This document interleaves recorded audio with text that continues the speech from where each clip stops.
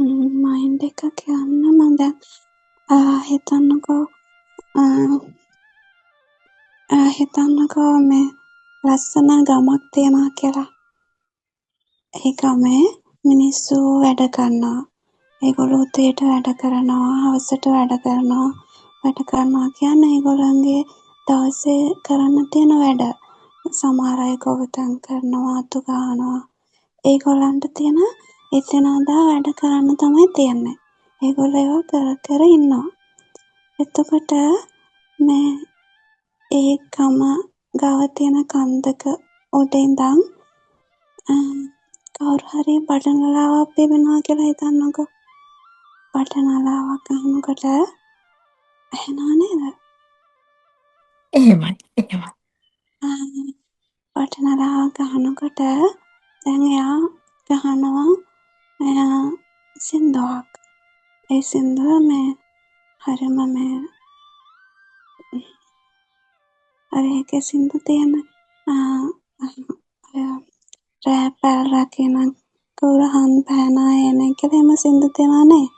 ඒ වගේ එකක් දැන් ගහනකොට මේ දැන් ඒක අහගෙන ඉන්නවනේ ගමේ පාමුල ඉන්න මිනිස්සු. එතකොට මේ මිනිස්සු ඒක අහනකොට දැන් එක එක්කෙනාට ඒක අහනකොට දැන් ඒ සින්දුව මේ අර ආදරයක් සම්බන්ධ තියෙන සින්දුවනේ. එතකොට ඒගොල්ලෝ ඒ රිද්ම් එක අහනකොට ඒ මිනිස්සු ඒක මත ඒක ඒගොල්ලන්ගේ එක මේ ඒ රිද්ම් එකට අදාළව ඒගොල්ලන්ගේ අත්දැකීම් එක්ක ඒ වැඩේ කරනවා. දැන් සමහර ගොවිතැන් කරනවා නම් ඒගොල්ලෝ ඒ සින්දුවත් එක්ක මානසිකාරය කරගෙන ඒගොල්ලන්ගේ වැඩේ කරනවා. ඊට පස්සේ දැන් ඔය එයා දෙවියෝ ඒ ෆ්ලූට් එක ගහන කෙනා දෙවියොන් සම්බන්ධව ඒ ෆ්ලූට් එකක් ඒ සින්දුවක් ගහනවා නම් ඒක ඔය ඉන්දියාවේ නම් ඒගොල්ලෝ ඒ දෙවියන් සම්බන්ධව ඒ රිද්ම් එකක් ඇහෙන ගම ඒගොල්ලෝ ඒක දෙවියන්ගේ භක්තිය ඇති වෙලා මේ වැඩේ නතර කරලා වැඳගෙන වගේ ඉන්න එකක් තමයි කරන්නේ. දැන් ඒවත් එක්ක ඒගොල්ලෝ එහෙම ඒ රිද්මෙත් එක්ක ඒගොල්ලන්ගේ ජීවිතේ ඒ කරන ක්‍රියාවලිය කරනවා. දැන් හිතන්නකෝ එකපාරටම මේ එයා ඒ ෆ්ලූට් එක ගහන කෙනාගේ මයින්ඩ් එක නැති වුණා කියලා. එතකොට එයාගේ මයින්ඩ් එක නැති වුණා නම් එයාට සින්දුවක් ගහන්න බෑ.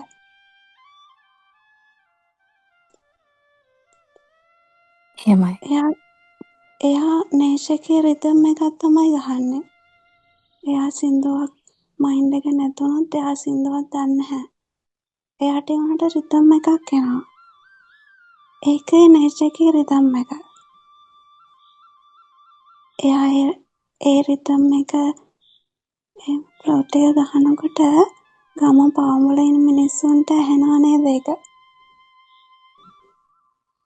ඒත් ඒගොල්ලෝ දන්නේ ඒක මොකක්ද කියලා. ඒගොල්ලෝ ඒක කලින් අහලා තියෙන එකකුත් නෙමෙයි. ඒත් ඒගොල්ලන්ට ඒක දැනෙනවා. ඒගොල්ලන්ට මානසිකාරයක් එන්නෙත් නැහැ. මොනවා හරි හැඟීමක් ඇති වෙන්නෙත් නැහැ. දෙවියෝ ගැනවත් ආදරයක් සම්බන්ධවත් කිසිම දෙයක් ඒගොල්ලන්ට හිතෙන්නේ නැහැ. ඒත් ඒගොල්ලන්ට ඒක ඇහෙනවා. ඒගොල්ලන්ගේ එතකොට එදිනෙදා කරන වැඩේ ඒගොල්ලෝ කරනවා. ඒ රිද්ම් එකට.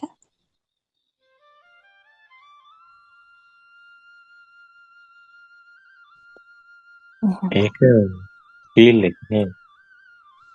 ඒක ෆීල් එක. එහෙම නෙමෙයි. ඒ වගේ තමයි මේ බණ කියනකොට.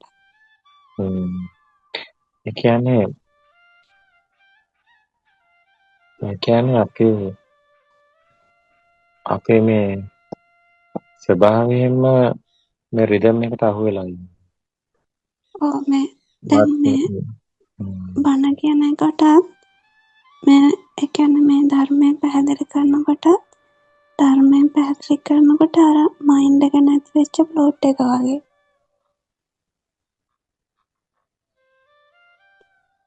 එහෙම.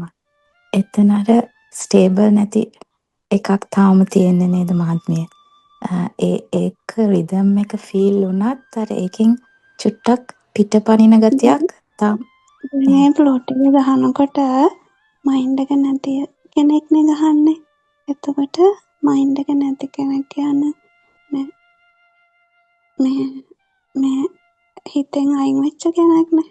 එයා එක ගහනකොට අනිත් අය ඒක මානසිකාරය කරොත් හරි නැත්තම් ඒක මොකක්ද කියලා හිතුවත් හරි නැත්තම් පරණ එකක් සම්බන්ධ කරන්න හිතුවත් හරි ඒගොල්ලන්ට ඒක එන්නේ නැහැ. එයා ගහන ෆ්ලූට් එකේ රිද්ම් එකට අනුගත වෙන්න පුළුවන් නම් මයින්ඩ් එක තියෙනකොට ඒක වෙන්නේ නැහැ. දැන් අර ගම පාමුල ඉන්න මිනිස්සුන්ගේ මයින්ඩ් එක තිබුණා නම් තියෙනකොට අර රිද්ම් එක ඒගොල්ලන්ට දැනෙන්නේ නැහැ. ඒගොල්ලෝ මේ මොකද්ද ගහන්නේ කියලා හිතන්නේ ගියොත් ඒක දැනෙන්නේ නැහැ. ඒක පැහැදිලි සම්මාන ආත්මතරසන්න. ඒ කියන්නේ ඒකට අනුගත වෙලා ඒ සමාධිය තුළ ඒ කියන්නේ අර තමන්ගේ ආත්ම කම්පනය දිය වෙන පැත්තට සමාධිමත් වෙලා ඉන්න කෙනාට තමයි ඒක ඒ ෆීල්ඩ් එක දිගට එන්නේ කියන එක. එහෙම නේද? ඒක මේ වචන වලින් කියන අපහසුයි. ඒක තමයි මේ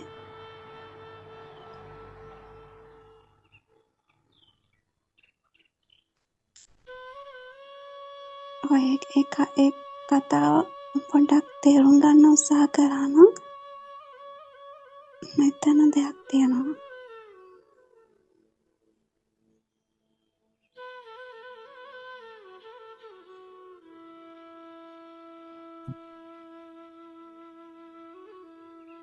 එහෙමයි මහත්මිය.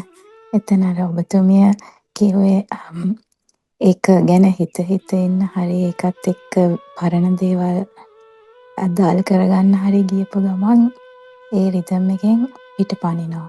එහෙම නැත්නම් උත්සාහයක් හරි ගත්ත ගමන් එතන ඒ රිද්ම් එකෙන් පිටපනිනවා. එහෙම නේද මහත්මිය? එහෙමයි. අර ඒ රිද්ම් එකට අනුගත වෙන එක අර එතන අර තාම ස්ටේබල් නැති ගතිය තමයි මට ඔබතුමිය කියපු කතාවෙන් තාම දැනෙන්නේ. එහෙමයි. ඒ කියන්නේ ඒක මොකක්ද කියලා ඒක හිතන දැන් සින්දුවක් ගහනවා නම් ඒ මොකක්ද කියලා ගහපු ගමන් හිතපු ගමන් එයා දන්නවනේ. දැන් කන්දෝඩේක ඉන්න කෙනා මොන හරි සින්දුවක් ගැහුවොත් කන්ද පාමුල ඉන්න අය ඒ සින්දුව දන්නවා. ඒක මයින්ඩ් එකනේ. ඒගොල්ලන්ගේ මයින්ඩ් එකෙන් ඒගොල්ලෝ දැනගන්නවා. ඒ වුණාට මයින්ඩ් එක නැතුව රිද්ම් එකක් ගැහුවොත් මයින්ඩ් එක පාවිච්චි කරලා ඒ රිද්ම් එක මොකක්ද කියලා තේරුම් ගන්න බෑ.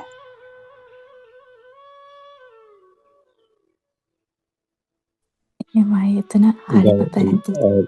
දැන් මෙතනදී අකම්පිතය අපිට මෙන්න මේ සරණම මහත්මයා මේ ඉදිරිපත් කරපු මේ තැන අපිට පේනවා මේ දැන් අපි සක්මන් කරනකොට වුණත් අපිට මේ සක්මන සිද්ධ වෙනවා මේ හැබැයි ඒක කරන කෙනෙක්වත් නැහැ. නමුත් ක්‍රියාවලියක් විදිහට සිද්ධ වෙනවා. දැන් මේ අත්දකින්නේ අකම්පිතයක් තමයි.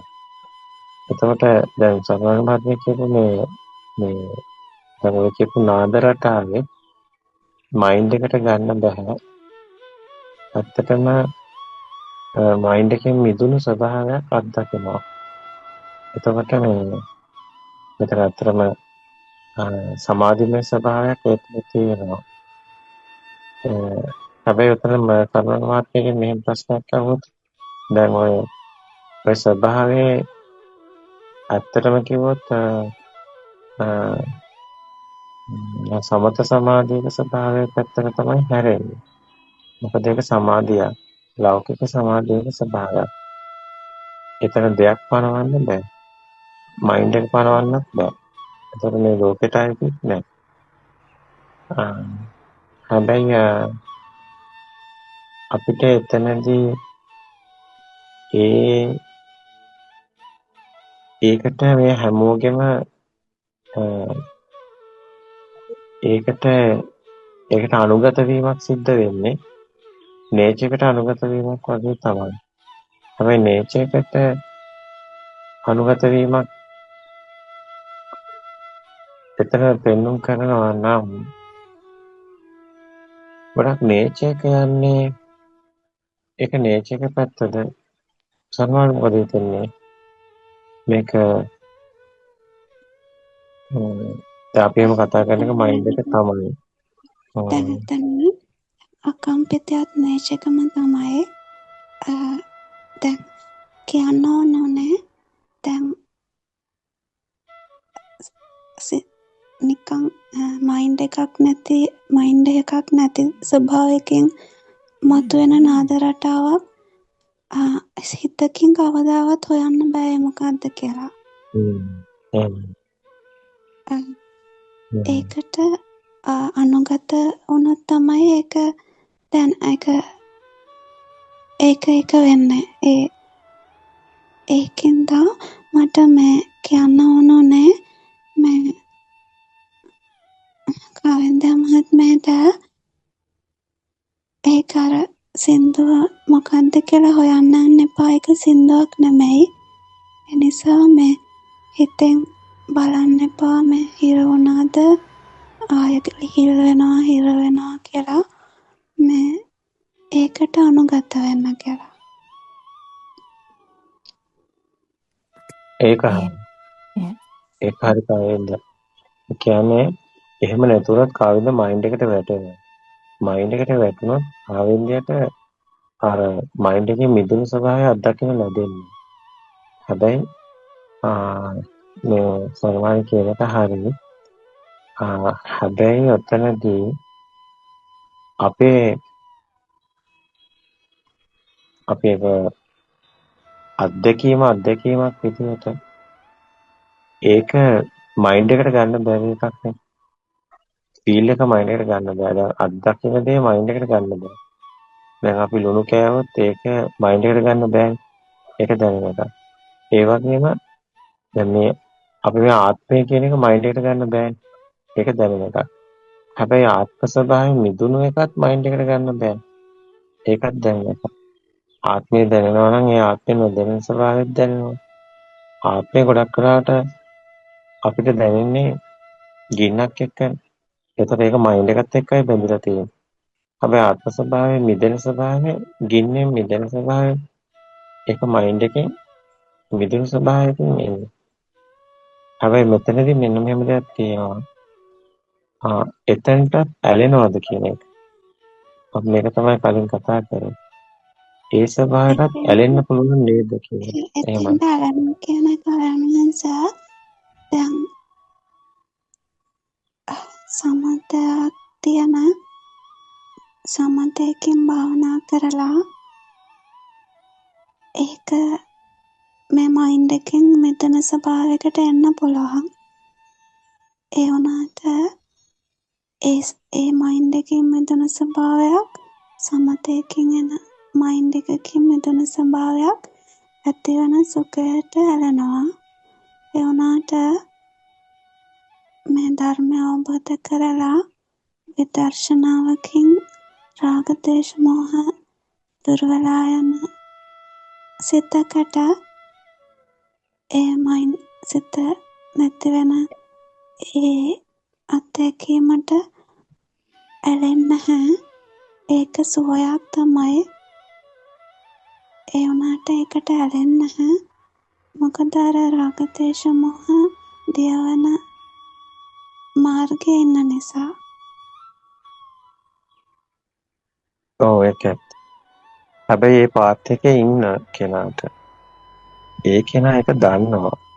ඒක නුවණින් එයා ඒකේ ඊට කලින් එයා ඒ කියන්නේ මේ සත්‍ය අවබෝධය තියෙන්න ඕනේ. එයාගේ මේ මයින්ඩ් එක නැති වෙන්නේ මේ රාග දේශ මොහ දියවන යන ගමන්මයි. නැතුව අර සමතයගේ කෘතිම විදියට වෙන එකක් නෙමෙයි ඒක. එතකොට ඒකට ඇලෙන්නේ නැහැ.